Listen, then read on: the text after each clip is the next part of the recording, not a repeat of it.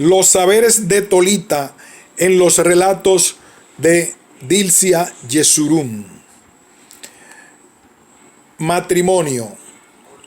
Toda mujer al llegar a cierta edad sueña con realizar la unión con el hombre que pueda hacerla feliz y con él procrear hijos y constituir la familia. Tolita era una mujer muy elegante y por tanto tenía muchos pretendientes, pero ella no se decidía por ninguno hasta que apareció José Antonio López Enríquez, oriundo de Cantalarrana, en Licey, quien fue a trabajar a una empresa que existió en Montecristi, la Grenada Company, conocida popularmente como La Bananera. Debido a que ella se negaba siempre a darle el sí, él le puso un ultimátum: si no te decides me caso con otra. Ella se dio cuenta de que podía perderlo y como la llama del amor ya comenzaba a arder en su corazón, atendió el requerimiento de su enamorado y con apenas 13 días de compromiso contrajeron matrimonio el 16 de agosto del año 1935 en el municipio de Guayubín, Montecristi. La noche de su boda tuvo que llevarse a Francisca Mariita, la hija menor de la familia Rosado Guerrero, ya que no hubo forma de calmar el llanto de la niña. Fue así que la luna de miel tuvo que posponerse para la noche siguiente. Eliseo Rosado le regaló las tierras donde los nuevos esposos construyeron su primera casa y en ese lugar, en el transcurso de los días felices del matrimonio, nacieron sus 18 hijos.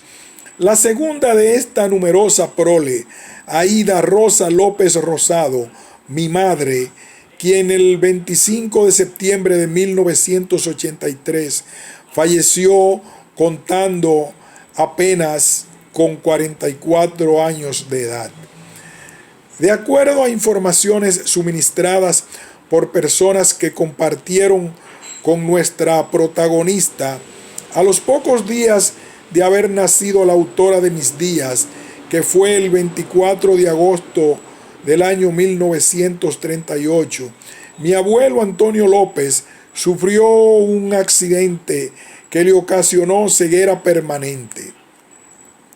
Sin lugar a dudas, Tolita poseía una de las virtudes más apreciadas en el ser humano, que es la lealtad, por lo cual supo conservar el matrimonio hasta la hora de su muerte.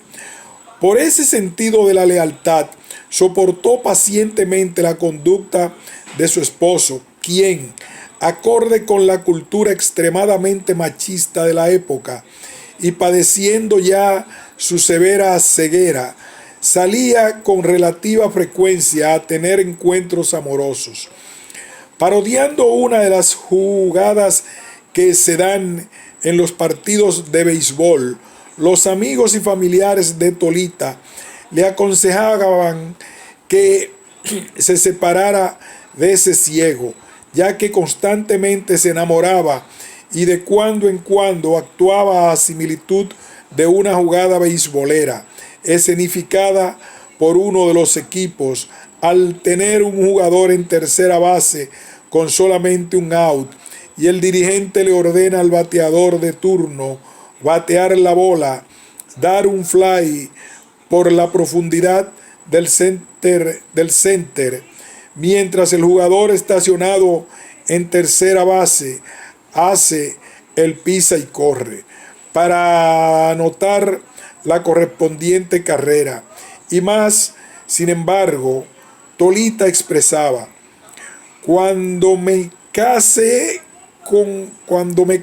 con él, tenía su vista en buen estado, y ahora que está ciego, tengo que seguir hasta la muerte. Para el bateador, siempre su meta es el home, y la del ciego era volver a su casa después de hacer la jugada. Esta actitud de la descendencia de Eva, sirve de ejemplo para las presentes y futuras generaciones femeninas de que hay que mantener el matrimonio, porque no lo instituyó un hombre, sino el mismo Jehová Dios. En una ocasión, ella cruzó la carretera para visitar a sus tíos Eliseo y Epifanía, cuando consiguió un pollo entero asado a la parrilla. Cuando su tía le preguntó que si era para ella sola, le contestó que sí, y a renglón seguido añadió: vea, tía, Antonio y los muchachos que coman huevo, porque yo tengo que alimentarme bien para poder aguantar a ese ciego que siempre está aburrido y a esos muchachos tan molestosos. Negocios de Tolita en Jaibón. El espíritu emprendedor y la elevada autoestima de nuestra querida y respetable Tolita la llevaron a iniciar y echar hacia adelante varios negocios, los cuales siempre emprendía enarbolando un lema del que hizo un estilo de vida que a menudo proclamaba con orgullo: yo no tengo que buscar quien me recomiende, yo me recomiendo yo misma. Fue así que instaló en Jaibón lo que en los países del Nuevo Mundo se conoce como pulpería, es decir, un negocio de expendio al público de comestibles y otros artículos de usos frecuentes en el hogar.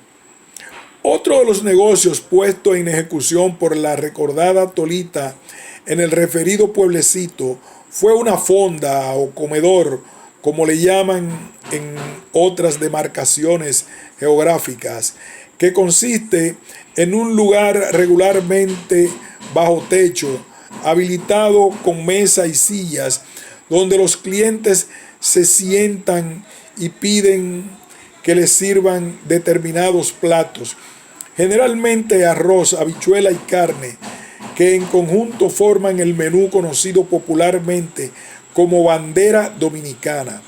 Dentro de ese menú existía un plato llamado por arriba, que consistía en concón, crema de habichuelas y salsa de carne, que era más económico que el plato del día, que de hecho este es mi favorito. Continuando con las actividades comerciales que puso en ejecución Tolita con el objetivo de contribuir a cubrir los gastos del hogar, dada la limitación visual, ceguera de su cónyuge, instaló una dulcería y posteriormente una lavandería. En lo concerniente a la lavandería, la misma surgió debido a que este tipo de negocio no existía dentro de los límites que servía de escenario desde 1928 a la Grenada Company. Por esta razón, un empleado de esta bananera, que era a la vez cliente de la fonda, le preguntó un día a Tolita que si podía lavarle y plancharle algunas prendas de vestir. Con su acostumbrada cortesía, ella le contestó: con el mayor placer, viéndose obligada a encomendarse a esa labor a una persona de su confianza. Cuando el empleado de la referida empresa se presentó el lunes a realizar sus correspondientes labores, surgieron las interrogantes acerca de dónde le habían lavado y planchado la ropa. La contestación del empleado de que había sido en la fonda de Tolita fue motivo suficiente para que la mayoría de la empleomanía de la Grenada Company le solicitara el referido servicio. De mente ágil, Tolita no pensó dos veces para aceptar la lavandería, el cual captó como cliente no solo a los que almorzaban regularmente en la fonda, sino también a muchos otros empleados de la Grenada Company. Se vio entonces obligada a contratar los servicios de 16 mujeres de la comunidad para que realizaran las labores de lavado y planchado, constituyendo así un verdadero negocio lucrativo con el cual contribuía a cubrir los gastos del hogar. Pero ahí no se detiene la vocación comercial, sino que dentro de los mismos negocios que ya tenía, estableció una rifa de aguante, lo que hoy conocemos como bancas de apuesta. Recuerdo que un domingo Juanita la bicicleta mandó a jugar el número 22 y mamá le mandó a decir que estaba lleno y ella volvió de nuevo y le dijo, pues póngase la pareja de 2. También tuvo un almacén donde se amarraba tabaco para luego ser comercializado entre los fumadores. Entre los campesinos del país, el término amarrar tabaco designa la labor de compactación de esta aromática hoja, la que después pueda ser cortada en trozos y estos, a su vez, reducirlo al polvo que alimenta las pipas y que pueda envolverse en un papel en forma de cigarrillo o pachuché. Además, Tolita instaló un hotel en Jaibón, cuyo nombre era Hotel Blanco, atendido por él mismo, en honor a un sobrino que lo administraba. Al terminar sus días tenía un negocio de préstamos personales y recuerdo que un día llegó a la casa un señor que le llamaban el Firme, quien muy incómodo le reclamó a Tolita que ella le había dicho a su hijo, quien se lo había recomendado, que él era un mala paga. Tolita simplemente le contestó, mire, yo nunca he dicho que usted mala paga, yo dije que usted no paga, porque lo mala paga, pagan aunque sea tarde. Buen fresco, búsqueme mi cuarto. Un platanero del cual ella era cliente le tomó prestado 5,000 pesos y jamás volvió por el barrio. Cuando le recordé un día que el platanero la había engañado, me respondió, se engañó él mismo, porque perdió todos los clientes de por aquí. En otra ocasión, le prestó 10,000 pesos a una señora para poner un negocio de comida y la señora comenzó a pagar bien, pero un día dejó de hacerlo y desapareció. Una tarde llegó a la casa y me dijo que tenía la dirección de la mujer e inmediatamente salimos a buscarla. Cuando llegamos, la señora se puso blanca como un papel y le dijo que el negocio había quebrado y que lo único que le quedaba era la estufa y que como pago se la llevara. Mamá me miró y me pidió mi opinión. Enseguida le contesté, si a ella solo le queda la estufa, déjasela, porque así no se muere de hambre si encuentra algo para cocinar. Aleccionada por todas esas experiencias en los negocios, hace 30 años que trabajo de manera independiente en ventas de cosméticos Jafra. Con algunos ahorros de las ganancias de este negocio, decidí hacer una inversión en un inmueble y al consultarla acerca de la oferta que me habían hecho de una casa en un barrio de la parte alta de la ciudad, se quedó mirándome atentamente y me dijo, ¿cómo tú vas a invertir tu cuarto en ese sitio? Mejor compra por la Chuchi o la Lincoln, que ahí es que los cuartos engordan. Y así lo hice.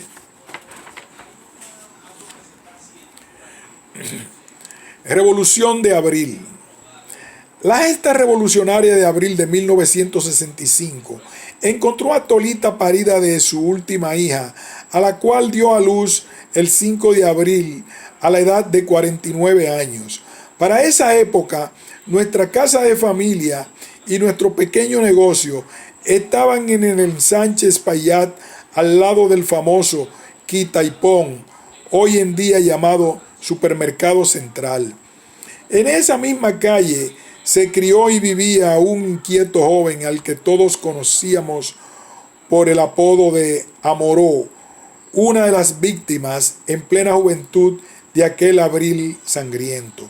Nunca olvido las revisiones de que eran objeto las viviendas de nuestro entorno por parte de los cascos negros, que era la fuerza represiva de la Policía Nacional en busca de Amoró. Los gases de las bombas lacrimógenas lanzadas por la policía no podían ser más asfixiantes. Asimismo, eran demoledores los bombardeos de la Fuerza Aérea Dominicana. Fue entonces cuando nuestra familia, movida por el instinto de supervivencia, tomó la decisión de huir hacia Jaibón, su comunidad de origen, como lo hicieron muchas otras familias, porque al igual que hoy en día la capital dominicana está llena de inmigrantes campesinos. En ese trayecto hacia Jaibón era una parada obligada en el restaurante y hotel Viejo Madrid por sus ricas comidas y jugos naturales. Paradójicamente, mientras la familia salía en caravana de vehículos, los niños y los jóvenes celebrábamos la ocasión porque se extendía ante nosotros la oportunidad de tomar refrescos Country Club con el temor a tomar agua envenenada, no como los niños de hoy que tienen lo que quieren. Por eso las cosas muchos no las disfrutan ni las añoran, porque solo se toman refrescos los domingos.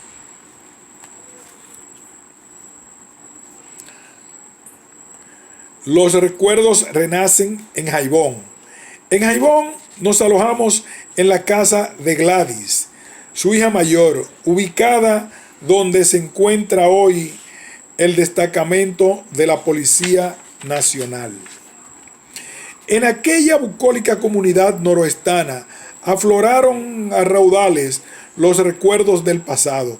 Siempre caíamos en la trampa que a menudo nos tiende la nostalgia, al evocar los momentos cuando Tolita, después de cocinar, salía al patio de la casa y nos ordenaba que nos pusiéramos en fila para servirnos uno a uno la comida. Era una larga fila de hijos, nietos y sobrinos. Era una fila viviente de esperanza y de futuro. Dejar los platos vacíos no significaba que se había marchado el placer de comer. Nos aguardaba entonces la espera de un delicioso postre. A cada uno, mi padre, Rafael Yesurún, nos daba un mango que traía de Loma de Cabrera. Desde entonces, habita en mi recuerdo el exquisito sabor del mango Yamagui. Nuevos negocios. Al terminar la Revolución de Abril, mis padres vendieron su negocio a mis abuelos. Esta actividad comercial consistía en un pequeño comedor donde se expendía chivo guisado acompañado de arroz, yuca y aguacate. Su nombre era Cafetería Nananina y Tres Patines, en honor a la tremenda corte. El popular programa de humor que se había convertido en un toque de queda en casi todos los hogares dominicanos.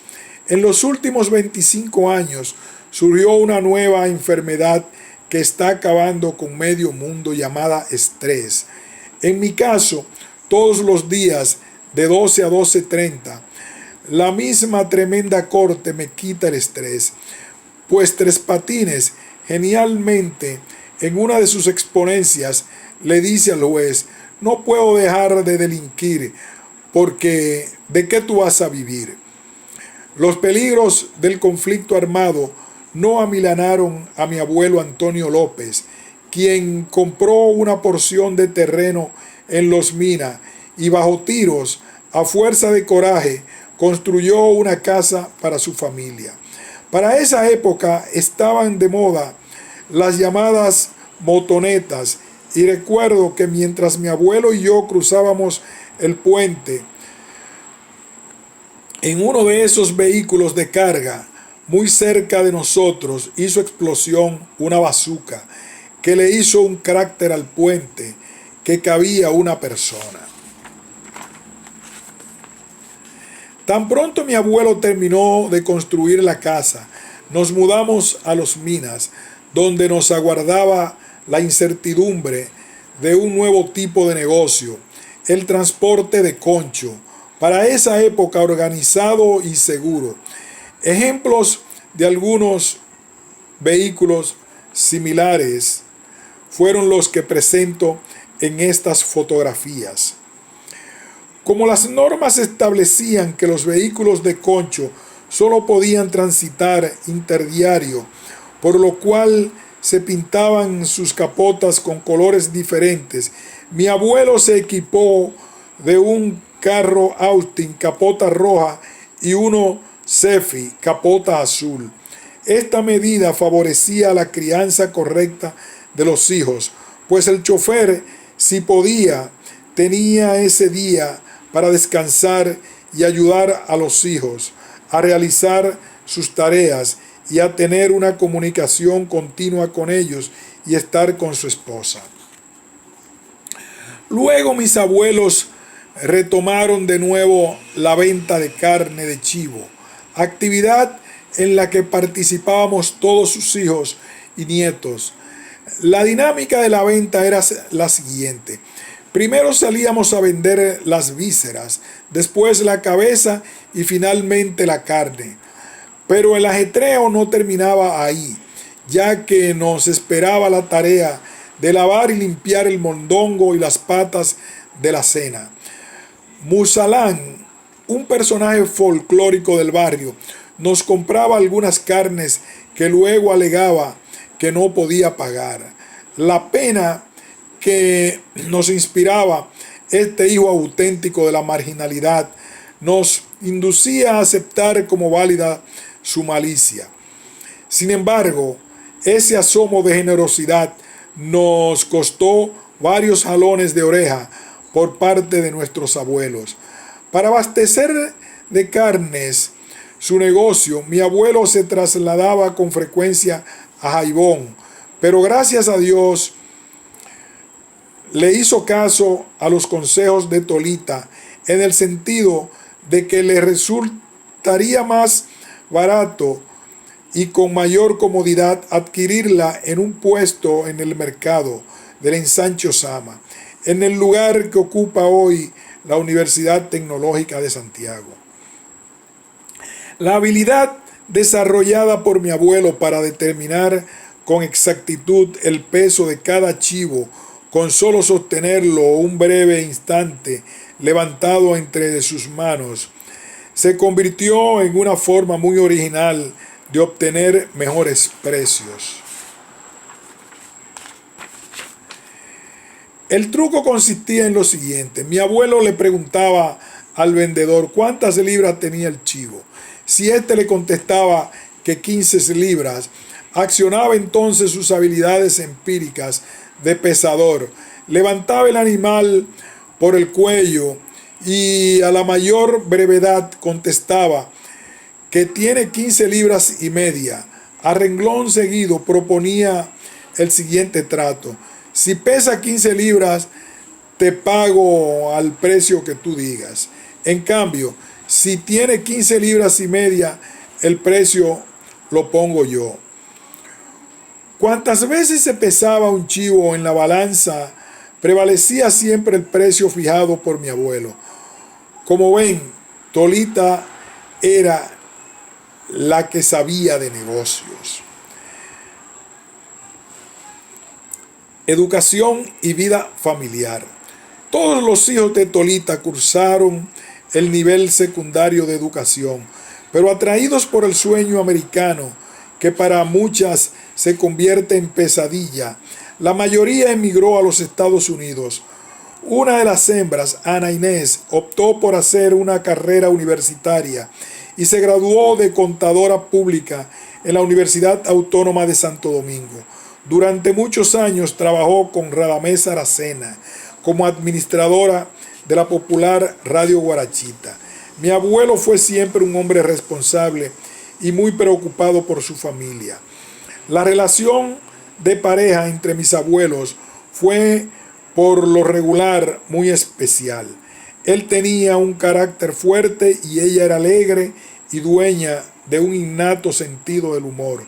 Mi abuelo era fanático del béisbol y aguilucho rabioso por demás.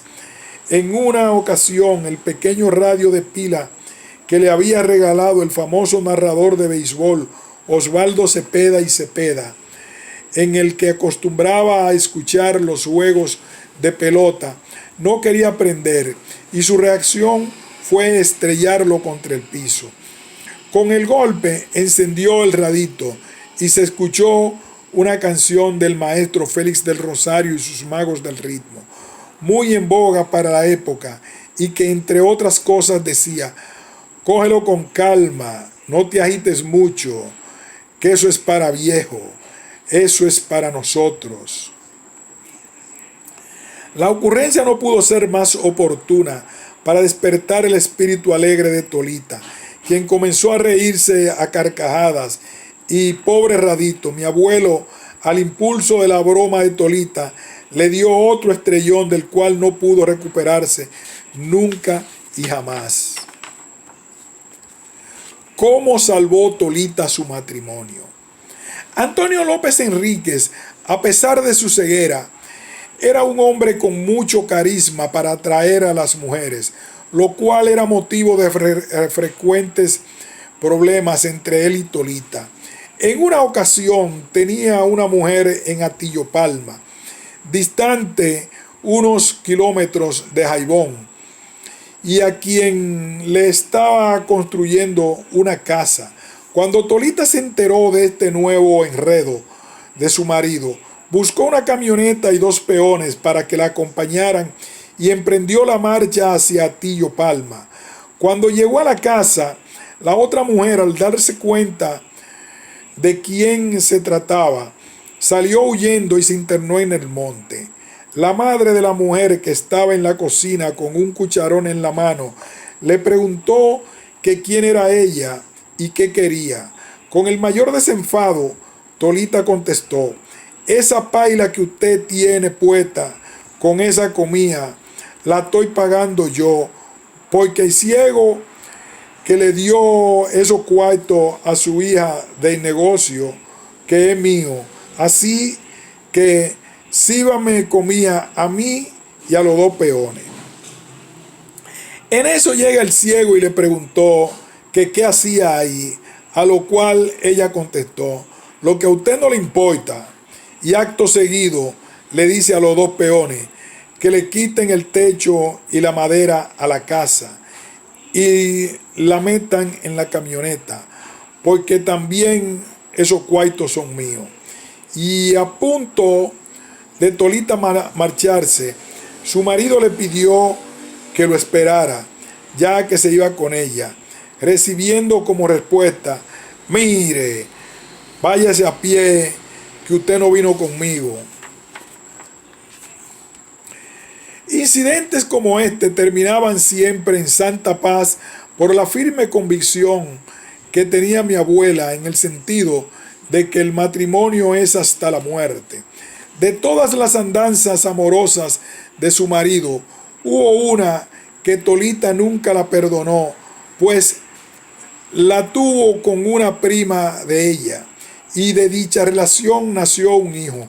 Ella me contó que de por medio de la casa de esa mujer y la de ella pasaba un arroyo, y que el ciego contrató un albañil para que le hiciera unos escalones de cemento que le facilitaran cruzar donde la mujer cuando el arroyo crecía. Inmediatamente el albañil terminó, lo mandó a llamar y le preguntó que cuánto le había dado su marido por la construcción de los escalones. Y él le contestó que 2 pesos. Ella entonces le dijo, pues yo te voy a pagar 5 para que lo tumbe, para ver si el maldito ciego se ahoga en el arroyo. Vale la pena decir que ese hijo, fuera de la corriente, tenía un gran parecido con su padre y fue uno de los más queridos por Tolita. En esa ocasión le avisaron que estaba tirado en el parque, muerto de un humo, ya que era muy dado a la bebida. Y Tolita me dijo, con aparente determinación, que no iría a verlo. Al poco rato me secretó en el oído, voy a ver si es verdad que está muerto, porque yo lo quiero. Cabe mencionar que el ciego siempre salía con un niño para que lo acompañara, y en otra de sus andanzas en Atillo Palma, ella se llevó el chofer de la camioneta para que así el ciego tuviera que irse caminando. Pero el ciego cogió su camioneta y le preguntaba al niño, ¿vamos bien? Hasta que llegaron así a la casa.